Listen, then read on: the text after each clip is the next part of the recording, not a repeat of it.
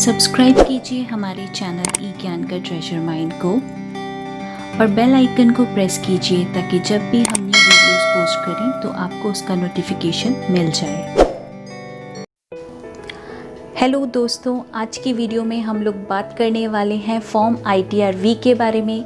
क्या है हमारा न्यू फॉर्म ITR-V, क्या क्या बड़े बड़े चेंजेस आए हैं हमारे फॉर्म ITR-V में इन द असेसमेंट ईयर 2021, क्या क्या कंपैरिजन है, क्या चेंजेस हैं, हम सारे आज इस वीडियो में देखने वाले हैं। दोस्तों, मेरा नाम है हिमानी, आप देख रहे हैं चैनल ई ज्ञान का ट्रेजर माइंड। चलिए आज कुछ सीख लेते हैं।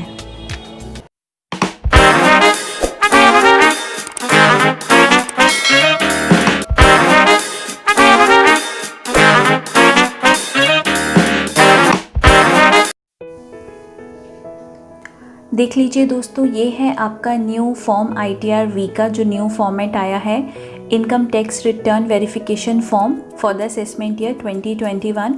ये आपका सभी के केस में जाएगा, चाहे आप ITR-1 फाइल कर रहे हो, 2, 3, 4, 5, 7। लेकिन ये आपका सिर्फ तभी जाएगा जब आपने अपनी रिटर्न जो है E-वेरीफाई नहीं कराई हो, तब आपका ये वाला फॉर्मेट जाएगा। ठीक है, अब एक बार देख लेते हैं ये वाला फॉर्मेट कैसे है। आप देखिए, यहाँ पे आपका नेम आ जाएगा, नेम के नीचे आपका यहाँ पे पैन नंबर आ जाएगा।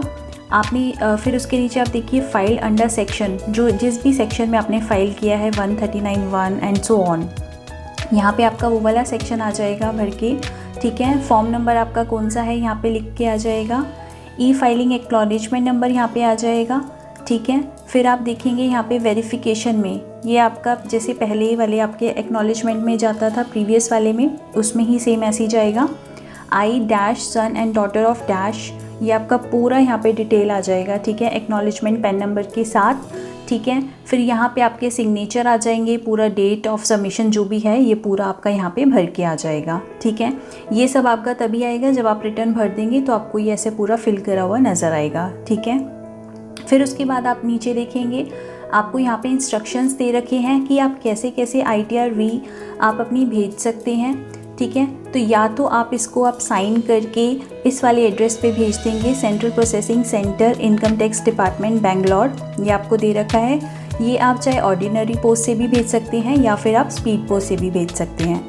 ठीक है, अदरवाइज़ आप ऑल्टरनेटिवली आप क्या कर सकते हैं, आप E-वेरीफाई कर सकते हैं अपनी electronic transmitted return data using Aadhaar OTP और लॉगिन कर सकते हैं e filing account through net banking.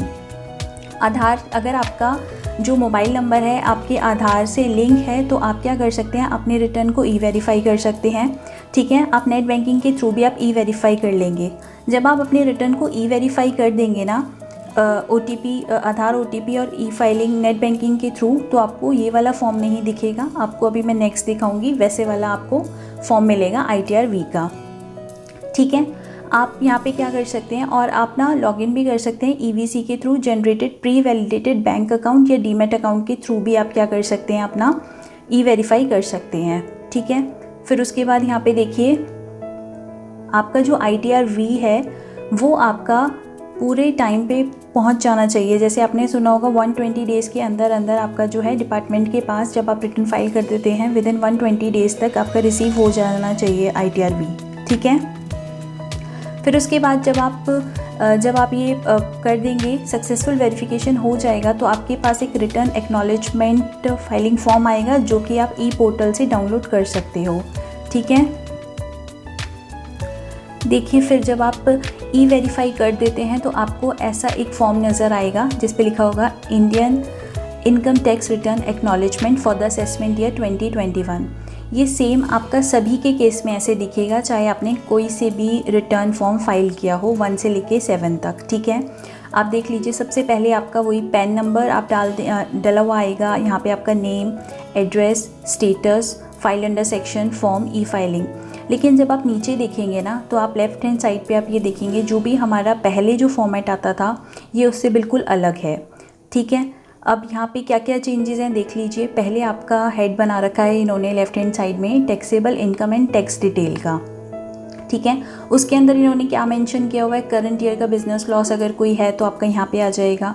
Total income आपकी कितनी आई, अब यही जो टोटल इनकम है ना, आपकी हर रिटर्न में जो भी चाहे 1 हो, चाहे 2 हो, चाहे 3 हो, जिसकी जो भी इनकम होगी वो आपकी यहाँ पे आ जाएगी, ठीक है। फिर उसके बाद आपका बुक प्रॉफिट अंडर मैट, जहाँ पे भी अगर कंपनी के केस में आपका अगर मैट आ रहा है, बुक प्रॉफिट वगैरह जो भी आ रहा है वो आपका यहाँ पे आ जाएगा। Adjusted total income under AMT जो है, अगर किसी के ऊपर एप्लीकेबल हो रही है तो उसकी फ़िगर यहाँ पे फिल होके आ जाएगी। यहाँ पे आपका नेक्स्ट टैक्स पेबल शो हो जाएगा। अगर उसके ऊपर आपका कोई भी इंटरेस्ट या फीस पेबल है उसकी अमाउंट आपको यहाँ पे शो हो जाएगी। टोटल टैक्स और इंटरेस्ट पेबल का अकाउंट आपका यहाँ पे दोनों का टोटल आ जाएगा। आपने कितना टैक्स पे किया है वो आपका यहाँ पे आ जाएगा। अगर आपका टैक्स पेबल बन रहा है तो आपका प्लस करके शो हो जाएगा, अगर रिफ़ंड है तो आपका माइनस करके शो हो जाएगा, ठीक है। फिर उसके बाद देखिए क्या है, ये आपका डिविडेंड डिस्ट्रीब्यूशन टैक्स डिटेल्स। यहाँ पे जो भी आपका डिविडेंड डिस्ट्रीब्यूशन टैक्स पेबल आ रहा है उसकी फ़िगर यहाँ पे आ जाएगी। इंटरेस्ट पेबल है तो यहाँ पे आ जाएगा। Total dividend tax and interest payable है तो आपका यहाँ पे आ जाएगा। टैक्सेस पेड है तो आपके यहाँ पे फिगर वैल्यू आ जाएगी। अगर आपका उसके बाद टैक्स पेबल निकलता है तो आपका पॉजिटिव आएगा, अगर रिफ़ंड निकलता है तो आपका यहाँ पे नेगेटिव में आपका वो शो हो जाएगा, ठीक है। यहाँ तक समझ में आ गया। फिर उसके बाद देखिए ये accreted income and tax detail आ जाएगी। Accreted income as per section 115 TD। 115 TD क्या होता है मैं आपको इस वीडियो में नहीं बताऊंगी, यहाँ पे मैं सिर्फ आपका एक्नॉलेजमेंट के बारे में डिस्कस कर रही हूँ, तो आप ये मेरे चैनल पे जाके वीडियो चेक कर लीजिएगा। फिर उसके बाद एडिशनल टैक्स पेबल आपका जो भी आ रहा होगा अंडर सेक्शन 115 TD, यहाँ पे वो आपकी वैल्यू आ जाएगी।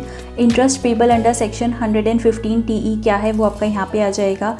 Additional tax and interest payable जो आपका यहाँ पे आ जाएगा। टैक्स एंड इंटरेस्ट पेड ये आपका पूरा यहाँ पे अमाउंट आ जाएगी। पेबल है तो आपका पॉजिटिव आ जाएगा, रिफंडेबल है तो आपका नेगेटिव आ जाएगा। एक ये आपका पूरा फॉर्मेट चेंज हो गया है। फिर ठीक है, नीचे यहाँ पे पूरी डिटेल्स आपने कहाँ से आपका जो भी आपने रिटर्न आपने जहाँ से भी फाइल किया उसका IP एड्रेस आ जाएगा, आपका पैन नंबर आ जाएगा, डेट आ जाएगा, आपने किस चीज़ से वेरीफाई करा हुआ है यहाँ पे वो आ जाएगा, आपका मोड आपने E-वेरिफिकेशन किस से करा है। अगर आपने आधार से किया है तो यहाँ पे आपका आधार लिखा आ जाएगा, ठीक है। आप एक बार देख लीजिए। मैं फिर आपको ये भी दिखा दूँगी कि दोनों के सैंपल दिखा दूँगी कि अगर आप E-वेरीफाई नहीं करते हैं तो ये कैसे फिल होके आया है, और अगर आपने E-वेरीफाई कर दिया है तो आपका कैसे फॉर्म आएगा, ये मैं आपको वीडियो के लास्ट में एक बार बता दूँगी, ठीक है। और आपको ये भी दिखा दूँगी कि पहले आपका ITR-V जो था वो वाला फॉर्मेट क्या था और उसके कंपैरिजन में ये वाला फॉर्मेट क्या है, तो मैं आपको दोनों चीज़ें दिखा दूँगी, ठीक है। तो आप देख लीजिए ये आपका न्यू फॉर्मेट है। मैं एक बार फिर से दिखा देती हूँ। यहाँ पे आपका पूरा आ जाएगा, पूरी डिटेल्स फिल होके आ जाएंगी, name, pan number, form number, acknowledgement number, ये पूरा यहाँ पे आपका वेरिफिकेशन हो जाएगा। फिर आपको यहाँ पे रिटर्न कैसे भेजनी है, ऑर्डिनरी पोस्ट, स्पीड पोस्ट, जैसे भी आप भेजना चाहें, आधार से लिंक करना चाहें, EVC करना चाहें वो आप कर सकते हैं।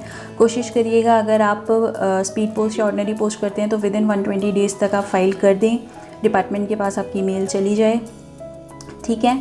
फिर उसके बाद जब आपका सक्सेसफुल E-वेरीफाई हो जाएगा, जब आपके रिटर्न अगर आप पोस्ट भी करते हैं, जब आप पोस्ट करके वहाँ पे आपके रिटर्न जब रिसीव हो जाएगी, उसको प्रोसेस कर लिया जाएगा, तो उसके बाद आपको भी ऐसा फॉर्म दिख जाएगा न्यू रिटर्न का, ठीक है। ये मैंने आपसे डिस्कस कर लिया। वो कैसा आएगा, आपके पास PAN number, name, address, status, form number, acknowledgement number, ये सब आ जाएगा। ये जो न्यू फॉर्मेट आया है इसमें आपकी वैल्यूज़ आएंगी डल के, चाहे आपने कोई सा भी फॉर्म भरा हो 1 से 7 तक, ठीक है। फिर यहाँ पे पूरा ऐसे प्रोसेस लिखा आ जाएगा कि आपने कौन सी रिटर्न कौन से मोड से भरी है, आपका पैन नंबर क्या है, ये सारी डिटेल आ जाएगी। अब मैं आपको दिखा देती हूँ पहले आपका ITR-V कैसा था। अब जो लोग फर्स्ट टाइम देख रहे होंगे, जिन्हें ओल्ड का नहीं पता होगा, मैं उन्हें एक बार दिखा देती हूँ। ये देख लीजिए, ये है आपका ITR-V ओल्ड फॉर्मेट में आप देख लीजिए क्या था। सबसे पहले ऊपर आपका वही name, address, premises, pan number, address पूरा, टाउन, सिटी, एरिया, लोकेलिटी आपका सब आ जाता था, आपका वार्ड नंबर आ जाता था, एक्नॉलेजमेंट फाइलिंग नंबर आ जाता था। पहले आपका यहाँ पे ग्रॉस टोटल इनकम आ जाता था, डिडक्शन आपने जो भी ली है अंडर चैप्टर 6A में वो आ जाती थी, ये आपकी टोटल इनकम आ गई। फिर उसके बाद आपकी डीम टोटल इनकम अगर कुछ भी है AMT में या मैट में वो आपकी यहाँ पे आ जाएगी। करंट लॉस अगर कुछ होता था वो आ जाता था। नेट टैक्स पेबल आपका यहाँ पे आ जाता था। इंटरेस्ट एंड फीस पेबल आ जाता था। जो भी टैक्सेस वगैरह पेबल होते थे वो आपके यहाँ पे निकल के आ जाते थे। अब टोटल टैक्सेस में आपने क्या क्या पे किया होता था, एडवांस टैक्स पे किया है, TDS पे किया है, TCS पे किया है, सेल्फ असेसमेंट टैक्स पे किया है, वो आपका यहाँ पे आ जाता था। ठीक है, टोटल टैक्सेस पेबल आपके आ जाते थे, रिफ़ंड है तो रिफ़ंड आ जाता था।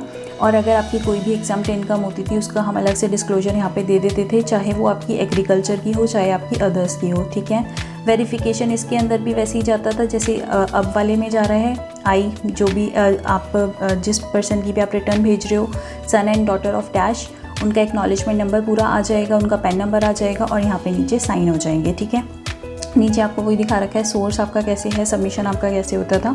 तो ये थी आपके रिटर्न। ठीक है, और ये अब मैं आपको दिखा देती हूँ न्यू, जो आप अगर ई वेरीफाई करते हैं आधार से तो उसका फॉर्मेट आपको पूरा फाइल होके कैसे नज़र आता है वो मैं आपको दिखा देती हूँ। ठीक है, आप ये देख लीजिए, ये आपका आ गया ITR-V फॉर्म। ठीक है, जब आपने वेरिफिकेशन नहीं करा, ई वेरीफाई नहीं किया है तब, और ये आपका जब आपने वेरीफाई करवा दिया है, ई वेरीफाई करवा दिया है तब। ठीक है, आज की वीडियो में दोस्तों इतना ही। आई होप आपको आज की वीडियो से कुछ हेल्प हुई हो। Thanks for watching.